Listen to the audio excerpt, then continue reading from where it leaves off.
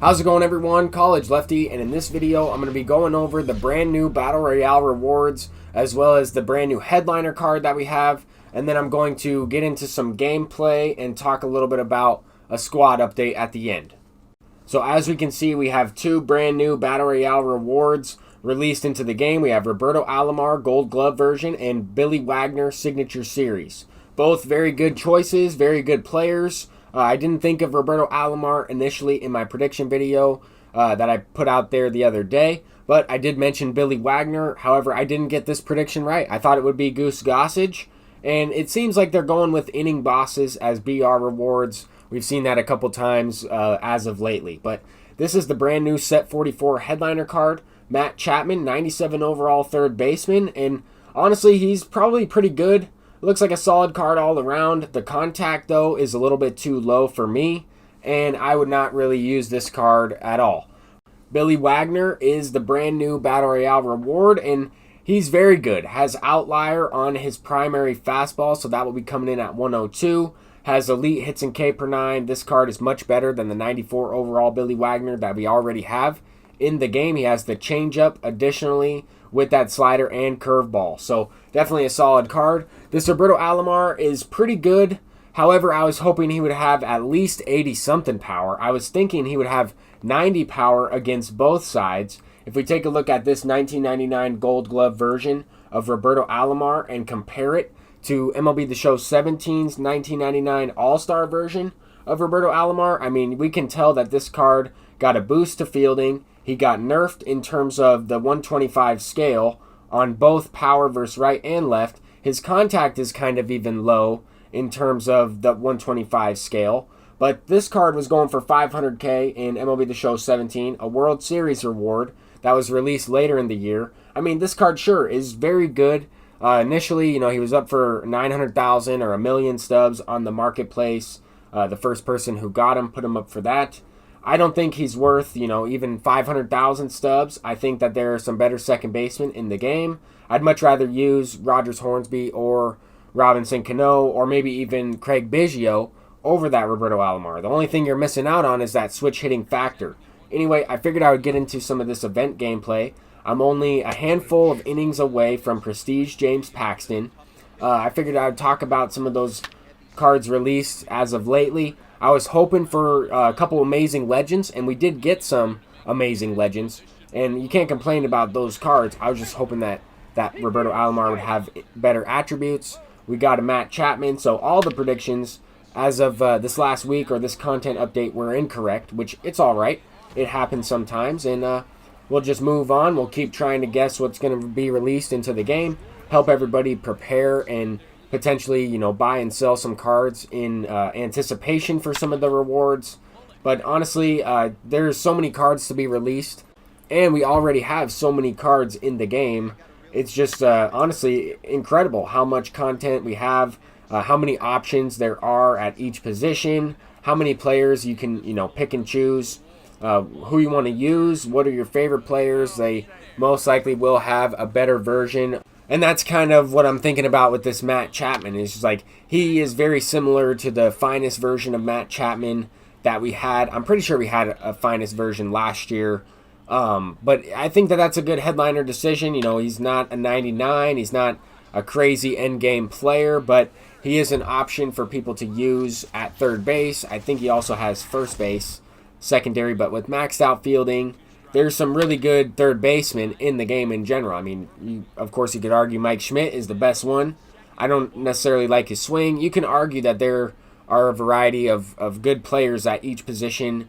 You can really build a good team throughout a variety of ways within this game. You can get some home run derby players. You can complete one collection like that and have a pretty good team. You can go for player of the month cards and just grind out, grind diamonds and build a team without spending any stubs at all. And I've played a few of those types of teams in this event. Some Tops Now players or some player of the month cards and just some really good budget teams where you can tell, the player's a lower level. They might not have as many good cards as some other people in this game, but they're still able to compete with the amount of content and just the quality of the content. A lot of these good diamonds might not compete with some of the players I have on my team, but you might like them and they might compete with some of the players that you have on your team, depending on, who that is, how much time you've put into the game as well. We were able to get up to 70 wins in this event. We did not get the good round, or I guess the rare round, out of this Home Run Derby pack. I recently pulled a rare round out of the Home Run Derby, and that was pretty solid. This next opponent has some live series guys, some player of the month guys. He was a lower level, prestige level 5 or 6 or something like that, maybe level 10.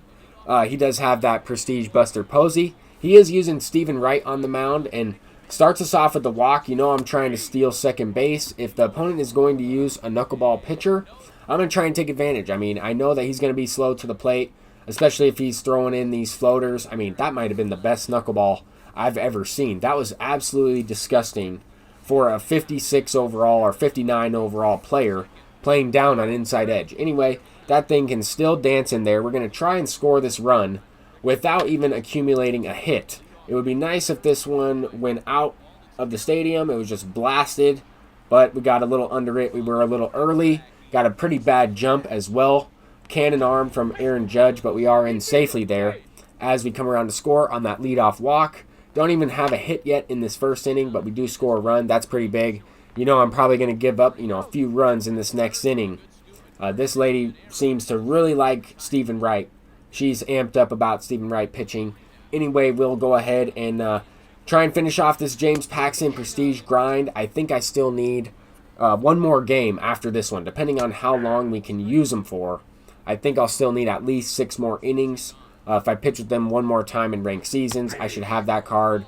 Really want to get the James Paxton Prestige card because of the recent stamina update. If you guys noticed, I was playing against a person in ranked seasons with Walter Johnson, and we disconnected in the second inning. It's unfortunate, but now I'm not able to use that guy for a couple games. It would be nice to have a few extra pitchers to just kind of throw in there that I haven't really used that much or used at all to have a spot start or just help me get to World Series, something where I can kind of manage my stamina a little bit better. I'm always using a lot of pitchers when I'm playing this game. I have a tough time pitching, but this season I've been able to pitch, I think, the best so far that I've had out of any other season, honestly. But here he takes out Stephen Wright. He goes to Clayton Kershaw. We hit a home run with Cody Bellinger, so we're up 2-0. This one, I felt like I went down and got it. I felt like I was early enough to pull it out for a home run, Prestige Mickey Mantle. And that one was tracked down by his center fielder, Ketel Marte. He got a great jump on that last play. Not the fastest guy, but, just in comparison, he got a terrible jump on this one. I thought it was falling in, and that's a double play. So, once again, get back to that lady who's having a great time out there. She is enjoying the game. Anyway, Buster Posey's ripping a late double down the right field line, and I thought it was going to be a double. I'm going to have to hold up at first base because look at that arm from Aaron Judge. I would have been gunned down by half the base path. Anyway, we also have Cody Bellinger up. He's going to be able to drive in everyone on a pitch where I wasn't even on it, just way below the zone. Would have been nice if Didi Gregorius hit this one out against Stephen Wright earlier in the game, but it is what it is sometimes. Anyway, kind of just broke the game open a little bit, back-to-back home runs with Bellinger and Mickey Mantle. And just to touch on the, controversial subject that's going on in Major League Baseball, I always look to score more runs. I'm always trying to continue to break the game open and tack on as many runs as possible.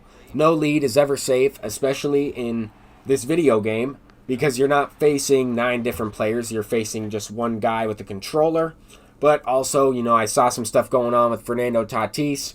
I thought that was kind of interesting. Personally, I've been on the losing end of a team that was up by 10 runs in the second inning. We kind of let up, and we ended up losing that game by 1 run. I know for a fact that coach would never do that ever again, and that was kind of learning through that lesson. But anyway, just wanted to wrap this video up with the program stars. I'm at 296. I'm getting closer to that 7th inning boss. I picked up Ricky Henderson. I want to try and debut him in ranked seasons. I should be able to go live tomorrow in the afternoon. I'm really looking forward to trying to stream, trying to play a little bit. I've been extremely busy with my teaching position. I had a couple meetings pop up today, and that's why I was not able to go live this afternoon. But that's going to do it for this video. Covered the Set 44 headliner, the brand new BR rewards, the squad update, and a little bit of event gameplay all wrapped into one. Thank you all for watching, and peace out. Have a great day.